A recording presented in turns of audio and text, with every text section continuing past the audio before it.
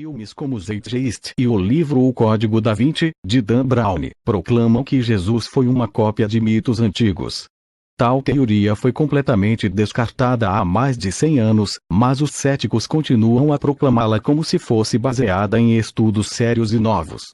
Jesus é uma cópia de Horus? Considere, por exemplo, a história de Horus em comparação com a de Jesus. Miticistas em sua espetacular pesquisa histórica concluíram que Horus nasceu de Ísis, uma virgem, no dia 25 de dezembro. Tinha um pai chamado Seb, que é traduzido para José, foi batizado por Anup Batista, tinha 12 discípulos, foi crucificado e ressuscitou depois de 3 dias. O primeiro erro é o fato de que as fontes antigas relatam Ísis casada com Osíris, que era o pai de Horus. Em Ísis e Osíris, Plutarco relatou que Horus nasceu da relação de Ísis com o corpo morto de Osíris, p. 65. Jesus não nasceu 25 de dezembro. Só isso seria necessário para refutar essa ideia, mas ainda existem fontes que dizem que Horus nasceu no mês de Coiaque, novembro. Seb era o deus egípcio da terra. Anup Batista nem sequer foi ouvido falar pelos egiptólogos atuais, assim como o fato de Horus nunca ter tido 12 discípulos. Alguns escritos dizem 4 discípulos. 2 O Dr. Chris Forbes também diz mais sobre o absurdo desses alegados paralelos. Ísis não era virgem. E não há nenhuma sugestão nas fontes egípcias antigas de que ela era. Toda essa lista de paralelos é verdade para Jesus, mas não são para Horus de forma nenhuma. É bem improvável que as fontes egípcias digam que Horus tenha nascido em 25 de dezembro, porque dezembro é um mês latino, e o calendário deles é completamente diferente. Horus foi crucificado e ressuscitou dos mortos. Não, ele não foi crucificado. Ele nem ao menos foi morto. Osíris foi traído e morto por seu irmão Sete e depois Ísis junta seus pedaços para que ele seja a primeira múmia e ressuscite. Mas tudo isso aconteceu não em um tempo histórico.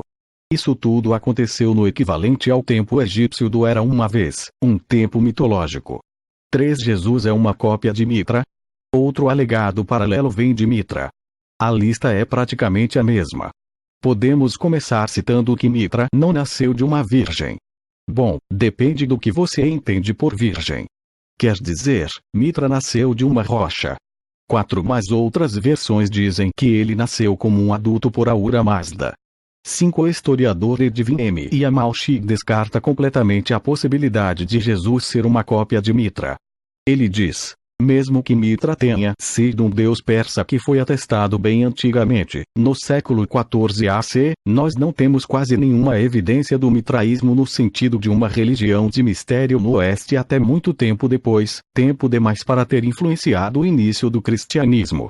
O primeiro reconhecimento de Mitra em Roma foi por Tiridates, rei de Armênia, em 66 DC. É dito que ele se dirigiu a Nairo dizendo: eu vim, meu Deus, para adorar como eu faço Mitra. Mitraísmo como uma religião de mistério não pode ser atestada antes de 90 DC, que é o tempo do poema do mitraísmo por Estácio.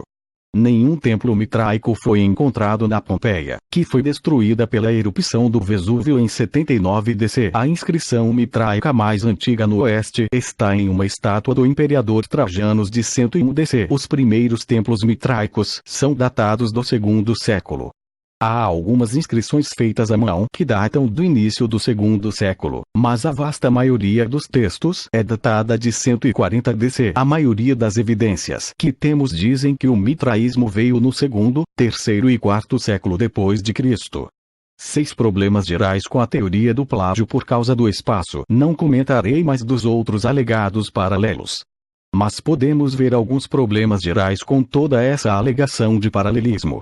Em primeiro lugar, mesmo se houvesse histórias de deuses morrendo e ressuscitando antes de Jesus, o argumento cometeria o que é chamado de falácia post hoc, ergo propter hoc.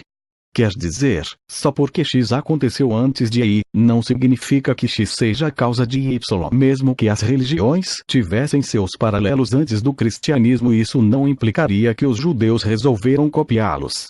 E falando em judeus, esse é outro problema com a história do paralelismo. Judeus conheciam esses mitos e os achavam abominações, Ezequiel 8 e 14, 15, eles jamais iriam copiá-los. isso por achá-los extremamente blasfemos. De fato, o judaísmo é extremamente exclusivista. Seria um absurdo esperar que um judeu roubasse ideias de religiões consideradas pagãs para copiá-las e inventar a história do seu Messias baseando-se nelas. Como o historiador ateu Tionnen o colocou, isso é particularmente difícil por causa da massiva evidência de que os primeiros seguidores de Jesus eram judeus devotos, um grupo em que a ideia de adotar qualquer coisa pagã seria absurdamente horrível. Essas eram pessoas que cortavam seus cabelos curtos porque o cabelo longo era associado com a cultura helenística e pagã, ou que evitavam ginásios e teatros por causa de sua associação com culturas pagas. Dizer que essas pessoas iriam adotar mitos como Horus e Atis e Dionísio e depois amalgamar todos em uma história sobre um Messias híbrido de judaísmo/paganismo, que não existiu, e então mudar de ideia e esquecer que ele não existiu e dizer que ele existiu e que ele existiu apenas algumas décadas atrás é claramente uma hipótese sem sentido.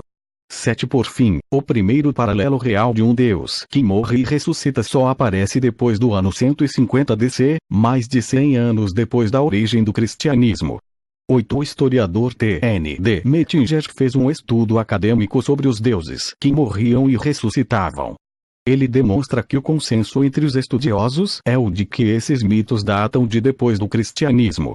Ele diz: não há, até onde eu sei, nenhuma evidência prima facie de que a morte e a ressurreição de Jesus sejam uma construção mitológica, vinda de mitos e ritos de deuses, morrendo e ressuscitando pelo mundo. 9. Muitas outras características atribuídas a estes deuses também vieram depois do cristianismo.